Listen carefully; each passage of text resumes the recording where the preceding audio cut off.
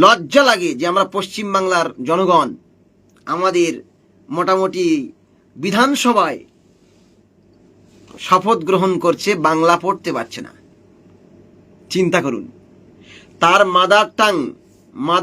Mother language, মাতৃভাষা বাংলা, বাংলা ভাষা পড়ার মতো যোগ্যতা নেই, সে কিনা অ্যাসেম্বলিতে হাজির, বিধানসভায় হাজির। তাহলে সে আমাদের মানে ভারতের সংবিধানটা পড়বে কি করে? সে ইংরেজিতে হোক আর বাংলায় হোক, ইংরেজি তো দূরের কথা, তো ভিজিয়ে পড়বে। বাংলাটা পড়বে কি করে, বুঝবে কি করে, আর সেই ল অনুযায়ী কথা বলবে কি করে? আফসোস লাগে। ভালো করে বাংলা বলতে পারছে না, সে কিনা এমএলএ।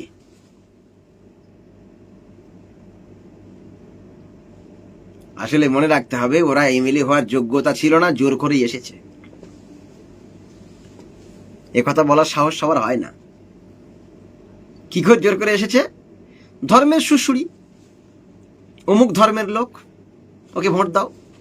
আমি বলবো না যে কোন রকম কিছু করেছে, এটা বলবো না, কারণ আমার কাছে কোনো প্রুফ নেই।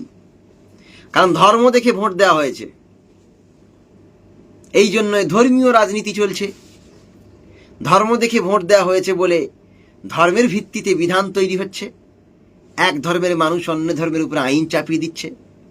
যদি মানবতা নিয়ে বিধানসভা, লোকসভা, ভারতের পার্লামেন্ট তথা বিচারালয় সব জায়গায় মানবতা দিয়ে বিচার হতো, ন্যায় এবং ইনসাফ দিয়ে বিচার হতো, তাহলে অবশ্যই প্রত্যেকেই ন্যায় নিষ্ঠা এবং ইনসাফের সঙ্গে জীবনযাপন করতে পারত। কিন্তু ভারতবর্ষের সবচেয়ে শ্রেষ্ঠ আদালত থেকে নিয়ে আর ল কোর্ট পর্যন্ত সব জায়গায় আইনের লঙ্ঘন চলছে। মানুষ ইনসাফ পাবে কোথায়? একটা জায়গায়ও নেই। যাই হোক, আমি বেশি আপনাদের কথা বলতে চাই না এবং বেশি বলাও পছন্দ করি না। যতটুকু বললাম, আপনি আপনার মগজ দিয়ে, ব্রেন দিয়ে, বিবেক দিয়ে, বুদ্ধি দিয়ে, মেধা দিয়ে, প্রজ্ঞা দিয়ে এটাকে বিচার বিবেচনা করার চেষ্টা করবেন। আল্লাহ রাব্বুল আমিন যেন আমাদেরকে সঠিকভাবে চলার তৌফিক দান করেন। সবাই বলেন আল্লাহুম্মা আমিন। মা তাওফিক ইল্লা বিল্লাহ, আলাইহি তাওয়াক্কালতু ওয়া ইলাইহি উনীব। ওয়া মা তাওফিকিনা ইল্লা বিল্লাহ, আলাইহি নাতাওয়াক্কালু ওয়া ইলাইহি নুনীব।